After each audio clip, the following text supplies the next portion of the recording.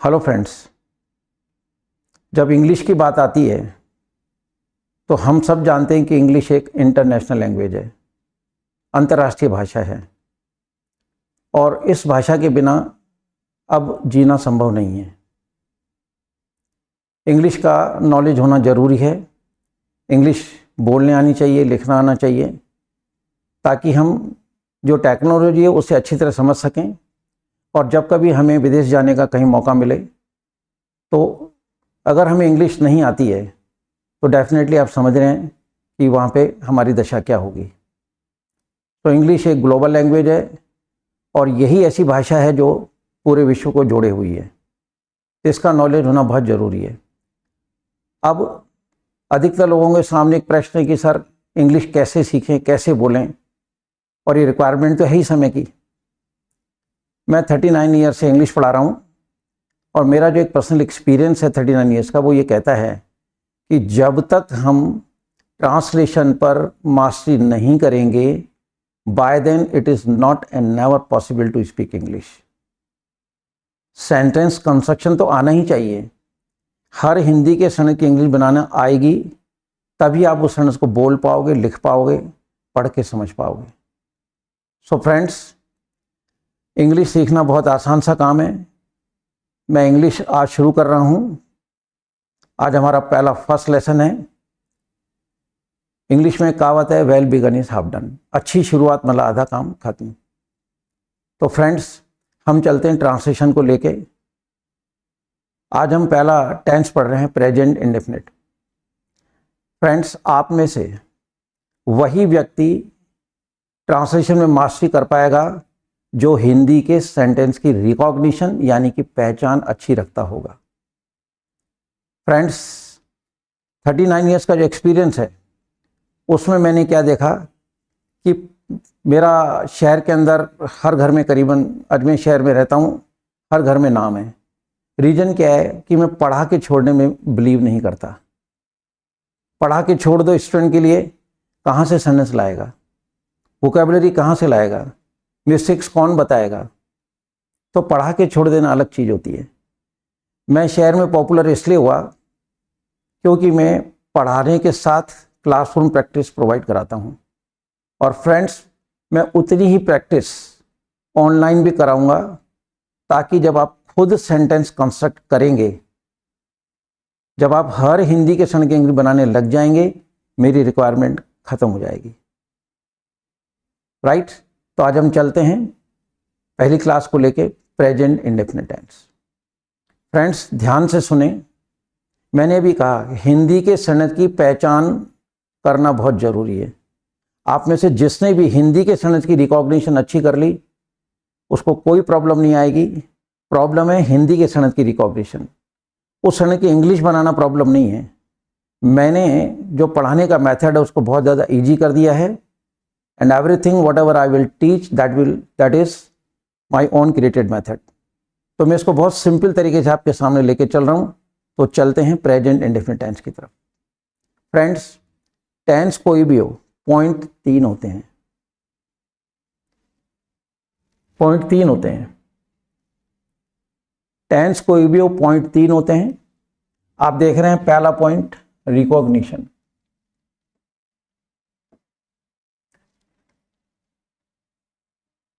पहला पॉइंट आपका recognition.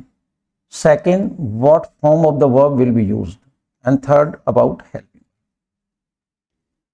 Friends, ध्यान से सुने। मैं हिंदी मीडियम से हूँ, साइंस का स्टूडेंट रहा हूँ। व्यक्ति मेरा कोई गुरु नहीं है। व्यक्ति मेरा गुरु नहीं है। मेरे पास जो भी नॉलेज है वो ईश्वर का दिया हुआ है। मैंने इंग्लिश को बहुत करीब से देखा है और उसको बिल्कुल सिंपल बना दिया है।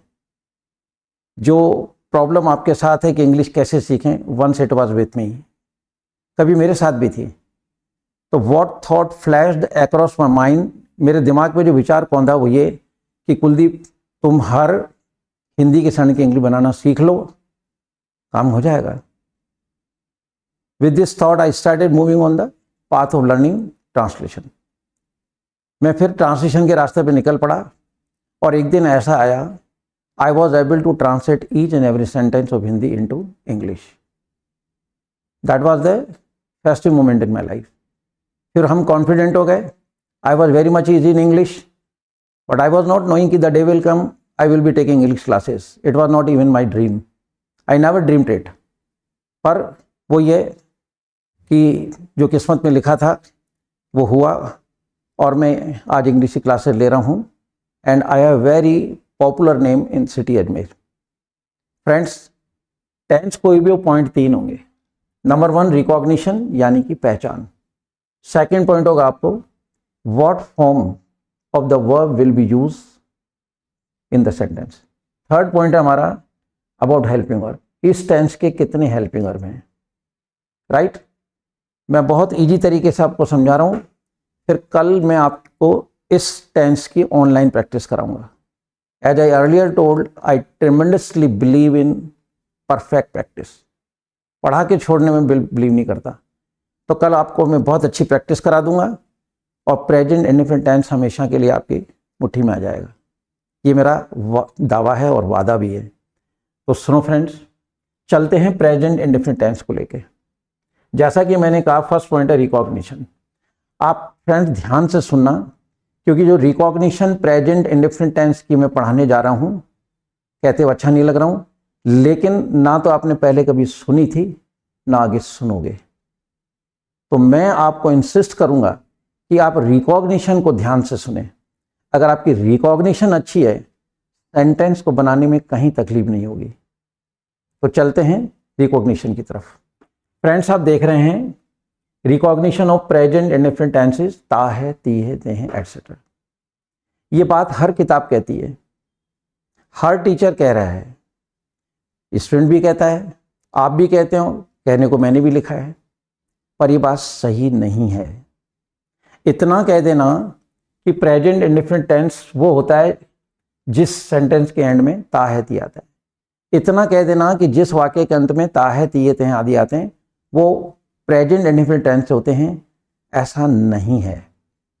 फ्रेंड, जिसको मैं यूं कहता हूं कि कोई व्यक्ति है, उसका मुंह उधर है और उसके लंबे बाल हैं. कोई व्यक्ति खड़ा है, उसके लंबे बाल हैं, मुंह उधर है. एट वंस हमारे माइंड में क्या आता है कि ये कोई फीमेल है, may be a girl, may be A lady. ऐसा नहीं है. आप हर व्यक्ति जो उधर मुंह करके खड़ा हुआ है, उसके लंबे बाल हैं, उसे एकदम फीमेल ना कहें, लड़की ना कहें, महिला ना कहें. फ्रेंड्स, वो सरदार भी हो सकता है. मैं सरदार हूँ, मेरे भी लंबे बाल हैं. सरदारों के लंबे बाल होते हैं. फ्रेंड्स, वो साधु संत, पीर फकीर भी हो सकता है.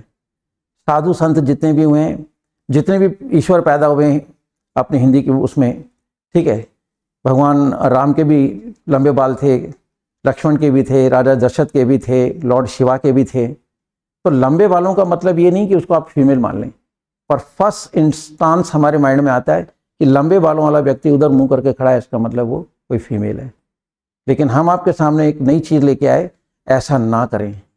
यानी हर लंबे बालों वाले व्यक्ति को आप फीमेल ना कहें, लड़की ना कहें, महिला ना कहें. वो सरदार भी हो सकता है, साधु संत भी हो सकता है. जिस तरह हर लंबे बालों वाला व्यक्ति जरूरी नहीं कि वो महिला ही हो, इस तरह हर वाक्य हिंदी का जिसके एंड में ता है, ती है, ते हैं आ रहा है, जरूरी नहीं कि वो प्रेजेंट इंडेफिनिट टेंस ही हो.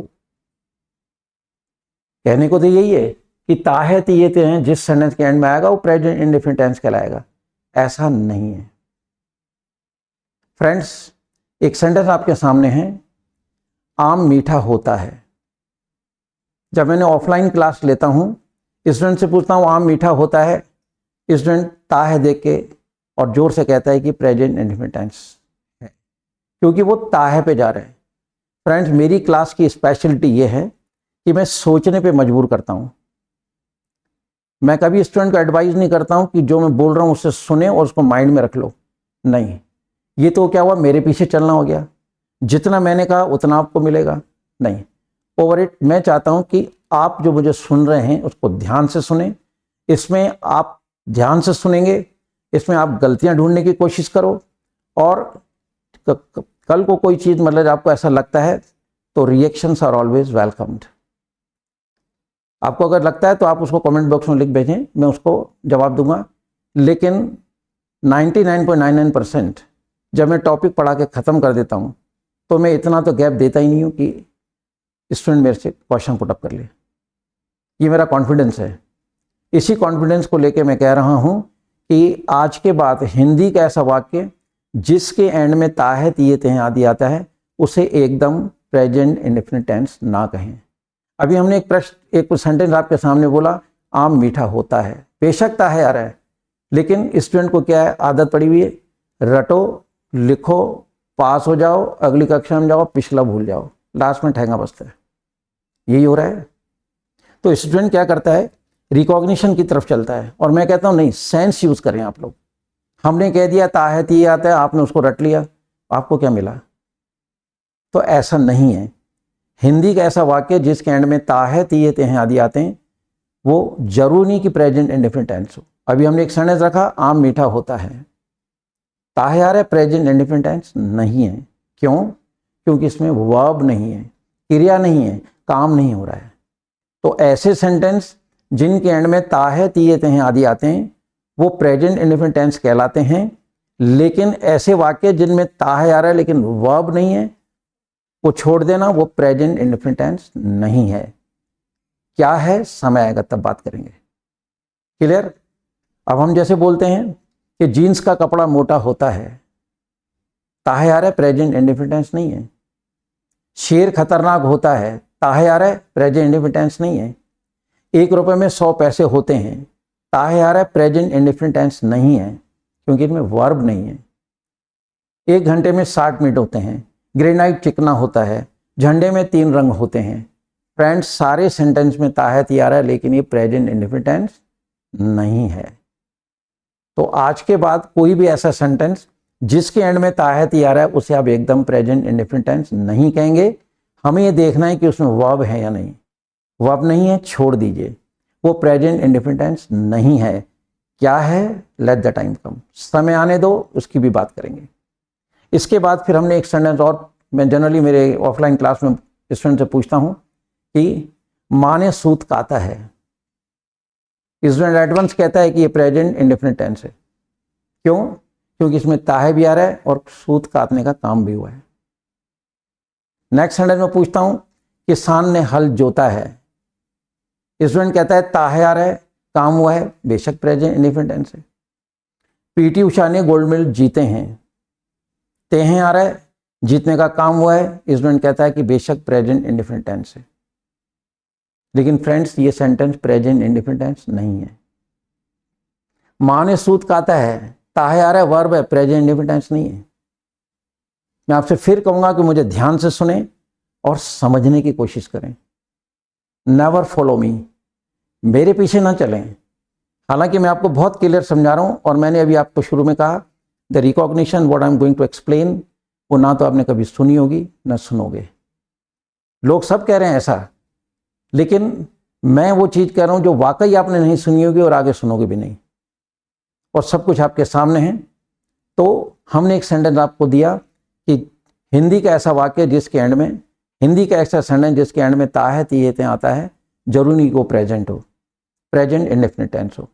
अभी हमने आपको बहुत सारे सेंटेंस सुनाए, इनमें ता है आ रहा है, लेकिन ये प्रेजेंट इंडेफिनिट टेंस नहीं है।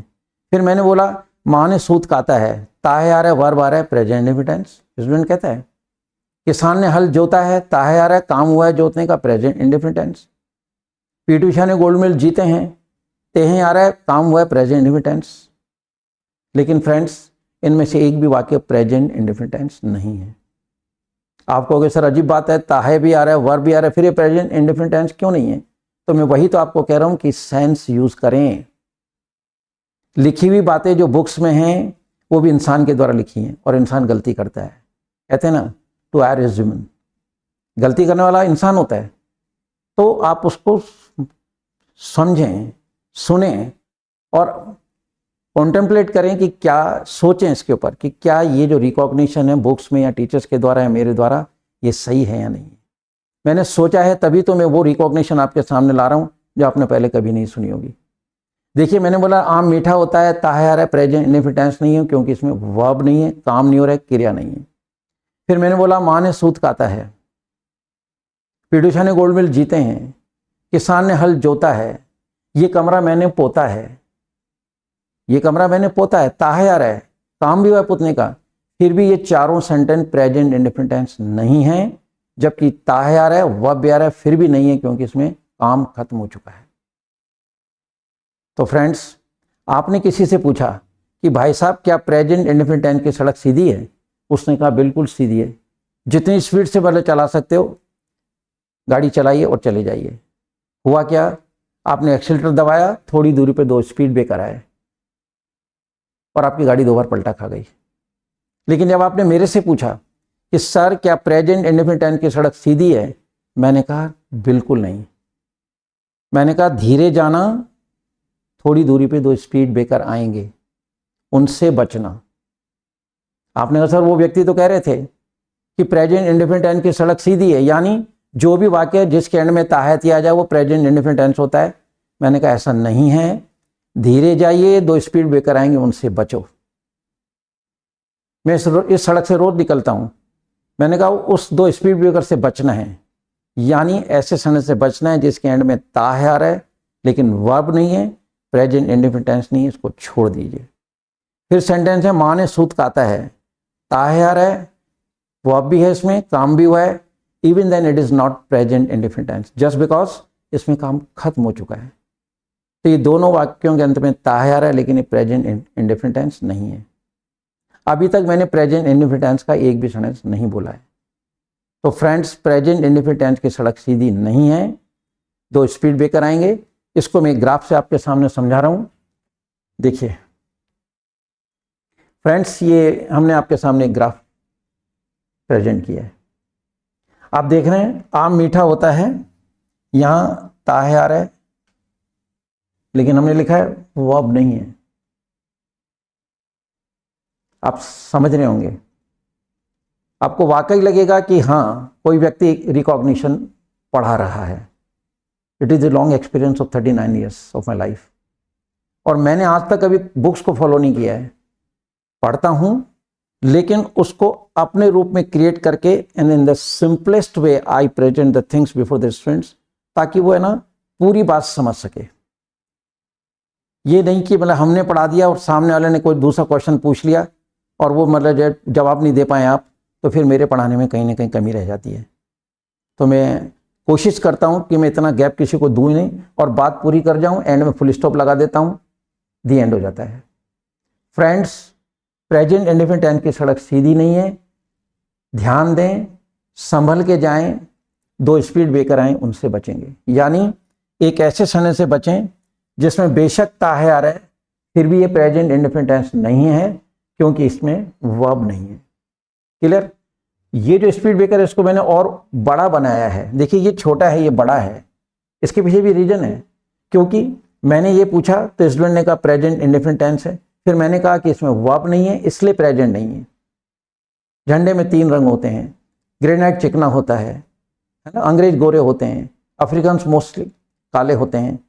ताहयार है लेकिन वर्ब नहीं है, तो स्टूडेंट को बात समझ में आ गई कि ठीक है कि ऐसे सेंटेंस जिसके एंड में ताहयती है आता है, हर वाक्य प्रेजेंट इंडेफिनिट टेंस नहीं होता है।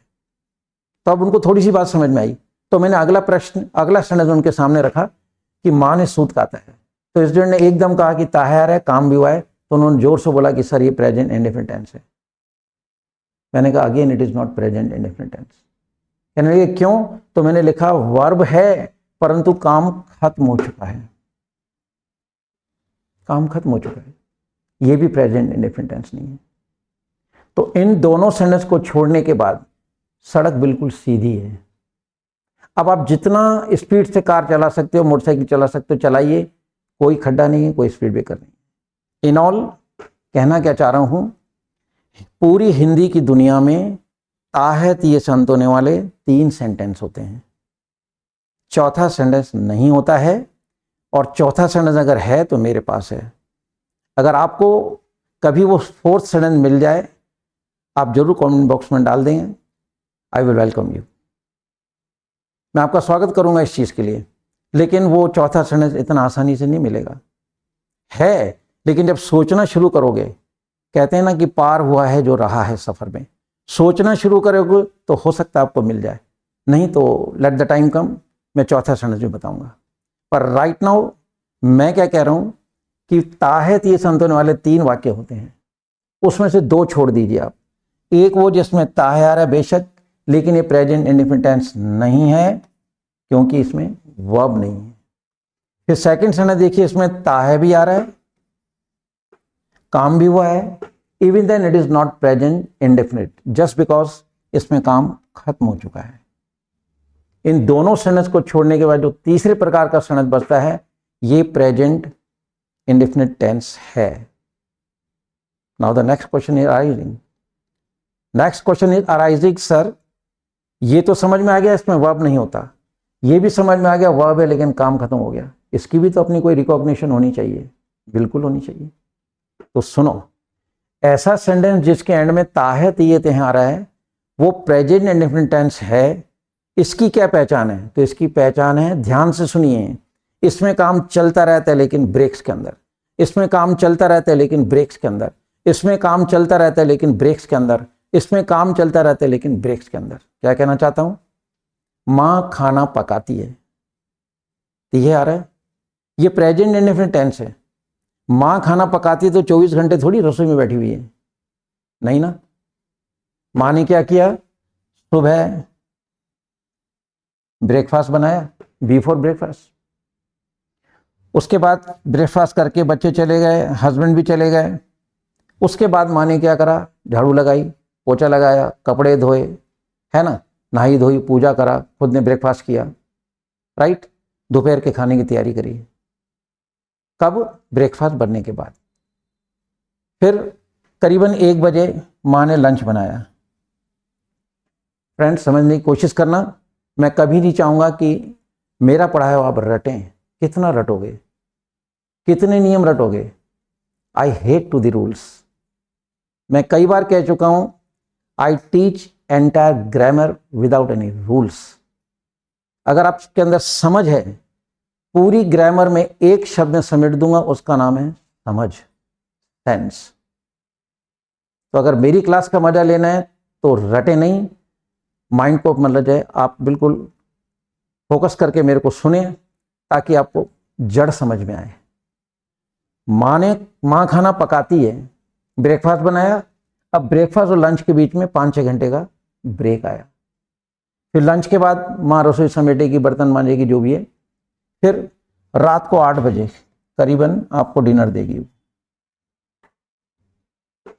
डिनर के बाद रात का गैप आएगा and next morning same routine starts. Again she will prepare breakfast, then again lunch, then again dinner.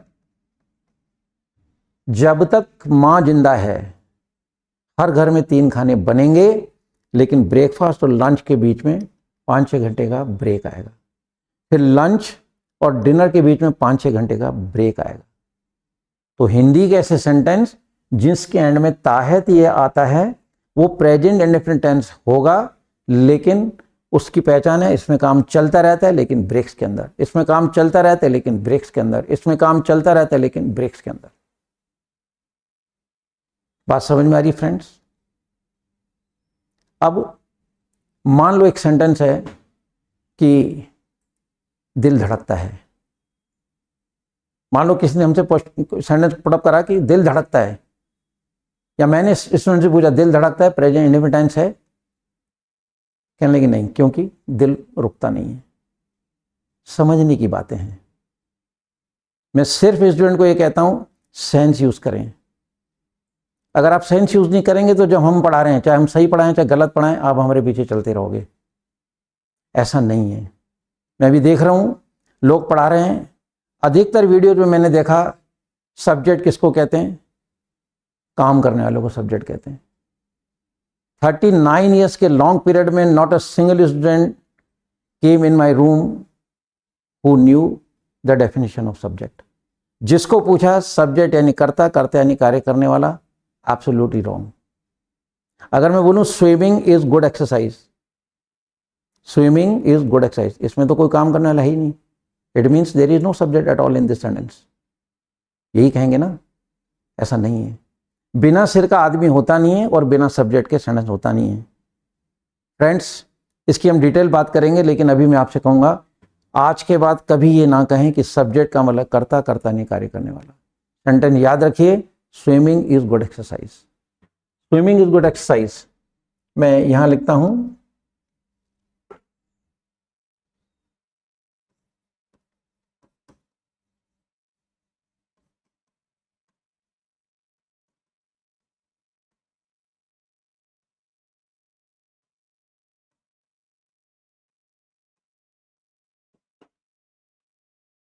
अगर सब्जेक्ट का मतलब करता और करता का मतलब कार्य करने वाला है तो फ्रेंड्स इस सेंटेंस में इसका मतलब सब्जेक्ट है ही नहीं। लेकिन बिना सिर के आदमी नहीं होता और बिना सब्जेक्ट के सेंटेंस नहीं होता। तो आज के बाद अगर आपसे कोई पूछता है कि सब्जेक्ट किसको कहते हैं, तो आप कहेंगे जिसके बारे में बात की जाती है उसे सब्जेक्ट कहते हैं। About which we talk that is subject. हम यहाँ स्विमिंग की बात कर रहे हैं इसलिए यहाँ स्विमिंग सब्जेक्ट है, लेकिन यहाँ स्विमिंग कोई काम नहीं कर रहा है। पर मिजरेबिलिटी ये है कि मुझे तो 39 ईयर्स के अंदर एक भी स्टूडेंट ने सब्जेक्ट की परिभाषा सही नहीं बताई, उनको पता ही नहीं है। जो सुनते चले आ रहे हैं वही चला आ रहा है। सब्जेक्ट मतलब करता करता है नहीं कार्य करने वाला। Friend, it is absolutely wrong.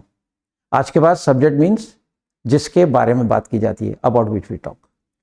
ठीक है, तो सुनिए, तो प्रेजेंट इंडेफिनिट टेंस की हिंदी सेंटेंस की पहचान क्या हुई? ताहती आएगा, इसमें काम चलता रहता है लेकिन ब्रेक्स में, इसमें काम चलता रहता है लेकिन ब्रेक्स में, इसमें काम चलता रहता है ब्रेक्स में। हम खाना खाते हैं, 24 घंटे थोड़ी खा रहे हैं। ब्रेकफास्ट किया, फिर स्कूल कॉलेज चले गए, दोपहर को लंच किया, फिर वापस आए, लंच के और डिनर के बीच में फिर 5-6 घंटे का break, then again the break of night and the next morning same routine starts. तो हम खाना खाते हैं तो मतलब जब ब्रेकफास्ट लंच के बीच में ब्रेक है, लंच और डिनर के ब्रेक बीच में, ये चलता रहेगा, इसमें काम चलता रहता है लेकिन ब्रेक्स के अंदर। अब इसने पूछा दिल धड़कता है, तो कहने से दिल तो रुकता ही नहीं है। मैंने कहा नहीं, सोच का फर्क है। हम यहाँ हाथ पकड़ के और हम जब धड़कन को गिनते हैं तो धक धक धक धक धक की आवाज आ रही है। ये 2 धक के बीच में ब्रेक है, तभी तो आप उस धड़कन को गिन पा रहे हो। अगर ब्रेक नहीं होगा तो आप धड़कन को गिन ही नहीं पाएंगे।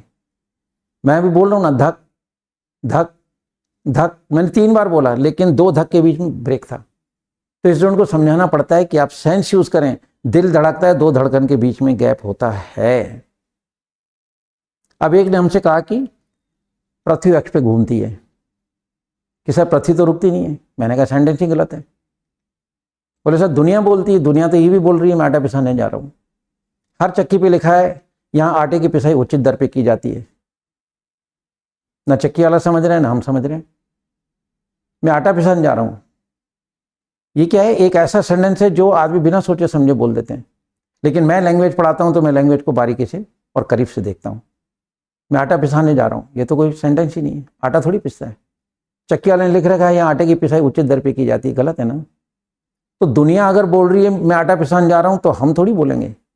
अगर दुनिया कह रही है कि पृथ्वी अक्ष पे घूमती है, नो डाउट सेंटेंस है, लेकिन अब उस फ्रेंड्स आपके सिर पे पंखा चल रहा है, अभी आपके सिर पे पंखा चल रहा है, उस पंखे के लिए आप क्या बोलेंगे? पंखा चल रहा है या चलता है? चल रहा ही बोलोगे ना।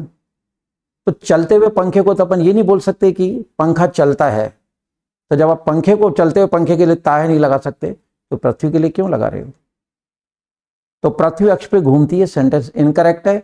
हमें बोलना चाहिए पृथ्वी अक्ष पे घूम रही है। क्लियर? सो फ्रेंड्स, मैं प्रेजेंट इंडेफिनिट टेंस की रिकॉग्निशन को मैं एक बार फिर रिपीट कर रहा हूँ। देखिए, ताहत ये संत होने वाले वाक्य प्रेजेंट इंडेफिनिट टेंस के होते हैं, इतना कहना उचित नहीं है। आज के बाद आपके नॉलेज में होना चाहिए कि ताहत ये संत होने वाले 3 वाक्य होते हैं, उसमें से आपको 2 छोड़ने हैं। एक वो जिसमें वर्ब नहीं है, एक वो जिसमें वर्ब है लेकिन काम खत्म हो चुका है। इन दोनों को छोड़ने के बाद जो तीसरे प्रकार का वाक्य है जिसमें काम चलता रहता है लेकिन ब्रेक्स के अंदर, ये प्रेजेंट इंडेफिनिट टेंस की रिकॉग्निशन है। चौथे प्रकार का भी सेंटेंस होता है। मैंने अभी आपको कहा कि आप सोचना शुरू करें, and if you get such a sentence, ऐसा सेंटेंस जिसके एंड में ताहे आ रहा है लेकिन ये तीनों पहचान नहीं हो, इन तीनों को छोड़ के कोई दूसरा चौथा सेंटेंस हो, अगर आपके नॉलेज में आता है तो यू जस्ट नॉलेज सिंपली आप कमेंट बॉक्स में लिख भेजें, आई विल वेलकम इट, और नहीं तो फिर समय आएगा मैं बताऊंगा। तो फ्रेंड्स ये था हमारा प्रेजेंट इंडेफिनिट टेंस की रिकॉग्निशन। आई होप सो कि आप अच्छी तरह समझ गए होंगे। Clear? Now point number 2। Point number 2 पे फ्रेंड चलते हैं और कहता है always first form of the verb is used in this tense but if sentence is simple and singular we have to use S और ES with the form. Clear? देखिए कल मैं आपको ऑनलाइन प्रैक्टिस कराऊंगा। मैंने पहले भी कहा कि मैं पढ़ा के छोड़ने बिलीव नहीं करता। मैं आपको कल आपसे सेंटेंस बनवाऊंगा और जब आप खुद सेंटेंस बनाएंगे तभी आपके अंदर चेंज आएगा, तभी आप सेंटेंस कंस्ट्रक्ट कर पाएंगे। एंड जब हम उसमें परफेक्शन ले लेंगे, मास्टरी कर लेंगे, then English will be very easy for you, you will feel comfortable. फिर आप लिख सकेंगे, बोल सकेंगे, समझ सकेंगे, सब कुछ हो जाएगा। तो सुनो, सेकेंड पॉइंट था हमारा, कल अपन प्रैक्टिस करेंगे always first form of the verb is use in this tense but if sentence is simple and singular we have to use S और ईएस विद द फॉर्म। ये देखिए फ्रेंड्स, ये simple sentence है, ये simple sentence है।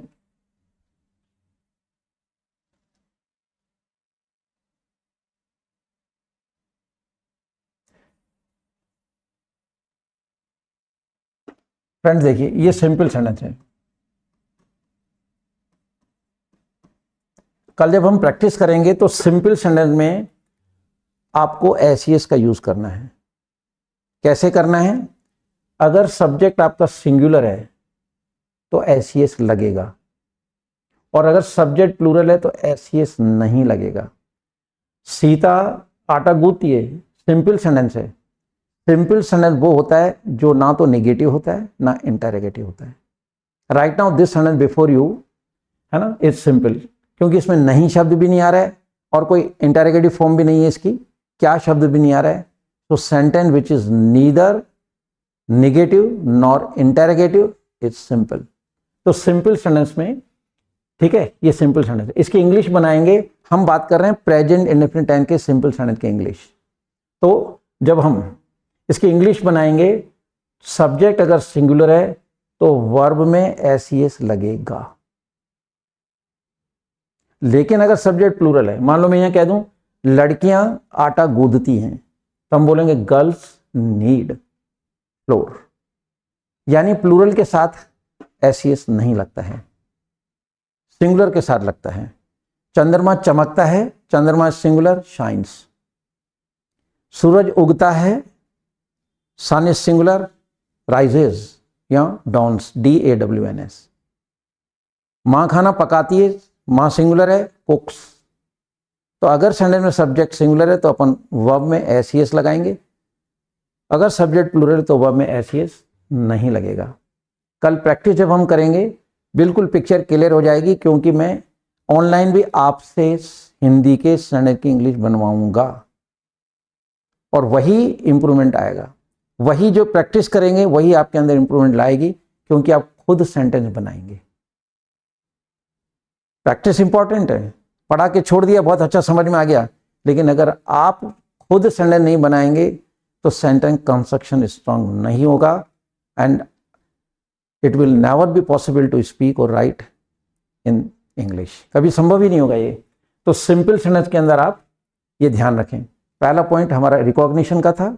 दूसरा point हमारा है कि always first form of the verb is used in this tense but if sentence is simple and singular. Simple and singular, मैं इसको यूं लिख देता हूं, सिंपल एंड सिंगुलर। अगर सिंपल और सिंगुलर है तो एसईएस लगेगा, लेकिन सिंपल और प्लूरल है एसईएस नहीं लगेगा। ये हमारा सेकंड पॉइंट है। Right? Second point, always first form of the verb is used in this tense but if sentence is simple and singular. Simple and singular, simple and singular, simple and singular, simple and singular, दोनों बातें हों तो आप बेशक यहां पे SES लगाएंगे। Clear? Friends देखिए, ये जो सेंटेंस है कि वह किताब पढ़ता है, सिंपल सेंटेंस है, और ही सब्जेक्ट जो सिंगुलर है, तो इसकी इंग्लिश बनाएंगे तो एसईएस लगेगा ना। तो इसकी इंग्लिश बनेगी वह किताब पढ़ता है, ही रीड्स बुक। लेकिन अगर मैं कह दूं हम किताब पढ़ते हैं,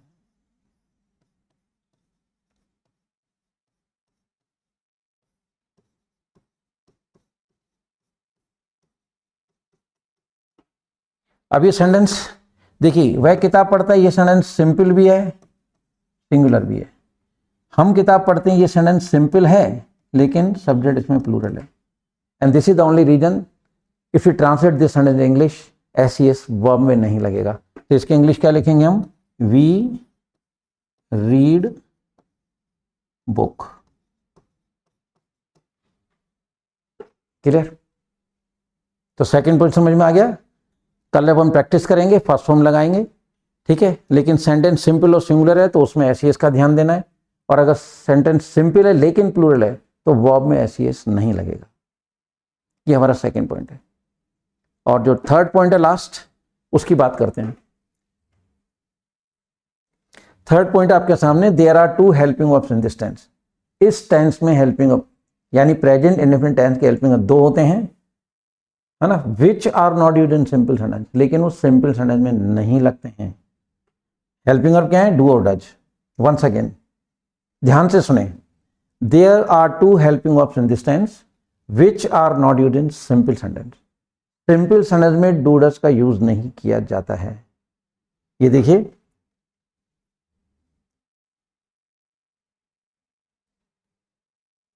ये देखिए सिंपल सेंटेंस है, इसमें डू डज नहीं लगा है। ये सिंपल सेंटेंस है, डू डज नहीं लगा है। हम किताब पढ़ते हैं, सिंपल सेंटेंस, डू डज नहीं लगा है। इन ऑल कहने क्या चाहता हूं कि सिंपल सेंटेंस में दो बातें याद रखनी है आपको। वो ये दो पॉइंट बना रहा हूं। पहले पॉइंट का मतलब है डू डज नहीं लगेगा।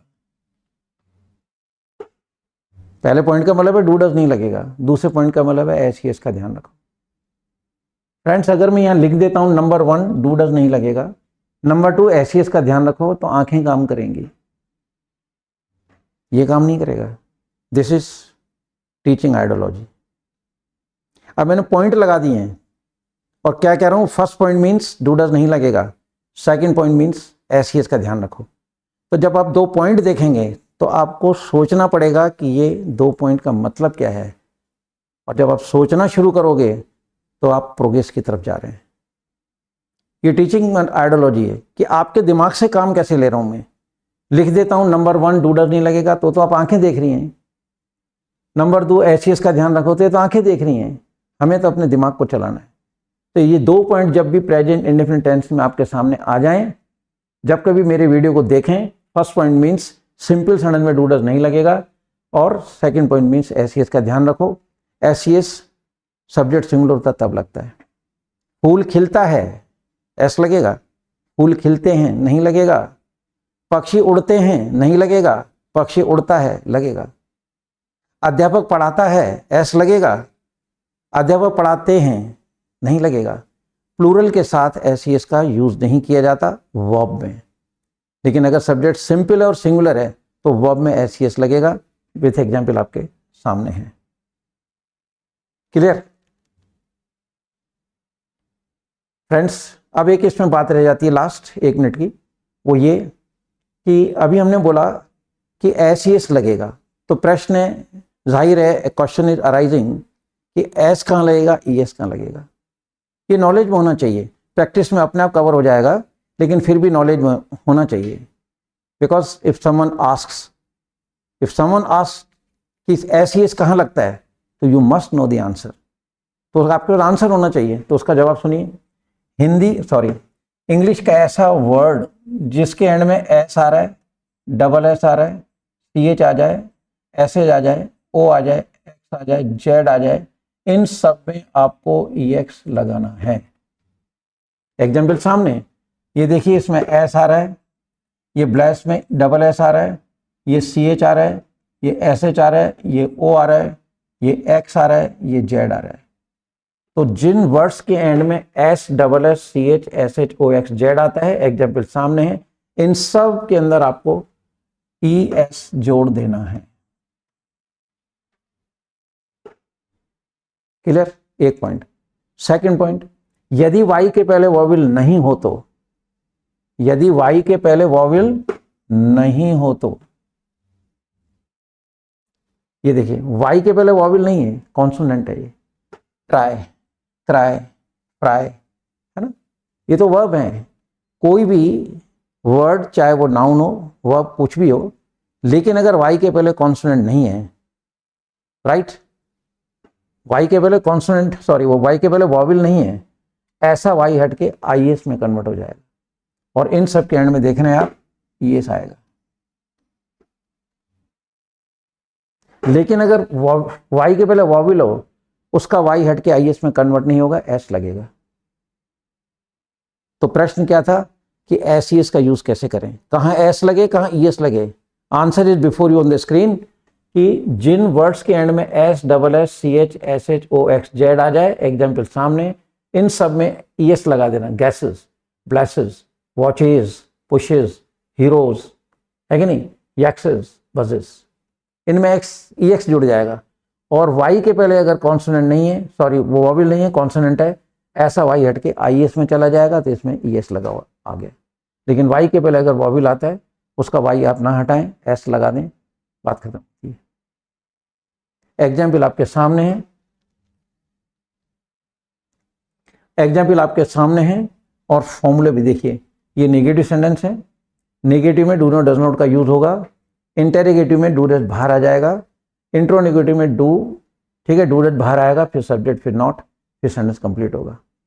ठीक है, ये मैं कल प्रैक्टिस करा के और आपको बिल्कुल मतलब जो ना प्रेजेंट इंडेफिनिट टेंस हमेशा के लिए आपकी मुट्ठी में डाल देंगे, लेकिन वो प्रैक्टिस से पॉसिबल होगा। तो आप माइंड मेकअप कर लें कि अपने को प्रैक्टिस करनी है, और परफेक्ट प्रैक्टिस करनी है। People often say practice makes a man perfect, absolutely wrong, no, perfect practice makes a man perfect.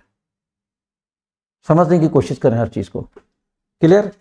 तो ये प्रेजेंट इंडेफिनिट टेंस आपके सामने है, वो पार्ट्स में था, ये सामने है। ये रिकॉग्निशन हमने आपको समझा दी, ये ग्राफ बना हुआ है, इस चीज़ को मैंने अच्छी तरह एक्सप्लेन किया। नंबर 2, वर्ब की बात करी, सिंपल सिंगुलर का ध्यान रखें। नंबर 3, हेल्पिंग 2 होते हैं, do does, do plural I you के साथ लगता है, डज सिंगुलर के साथ लगता है। एग्जाम्पल आपके सामने है, एस की बात मैंने आपके सामने रखी हुई है। सो फ्रेंड, आई होप सो कि आपको प्रेजेंट इंडेफिनिट टेंस अच्छी तरह समझ में आ गया होगा। और बात यहाँ नहीं रुकेगी, ये तो केवल हमने आपको बताया है, और मेन चीज़ जो मैं आपको कह रहा हूँ वो है रिकॉग्निशन। तो आपने सुना और आपको बिल्कुल ये महसूस हुआ होगा कि इस तरह की प्रेजेंट इंडेफिनिट टेंस की रिकॉग्निशन ना तो पहले कभी सुनी थी ना मिलेगी, क्योंकि ये ईश्वर का दिया हुआ मेरा ऑन क्रिएटेड मेथड है, और इसी वजह से मैं मेरे शहर के अंदर सरदारी के नाम से बहुत पॉपुलर हूँ। So friends, with these words, goodbye to all of you. See you tomorrow and have a long practice with me. Jai Hind.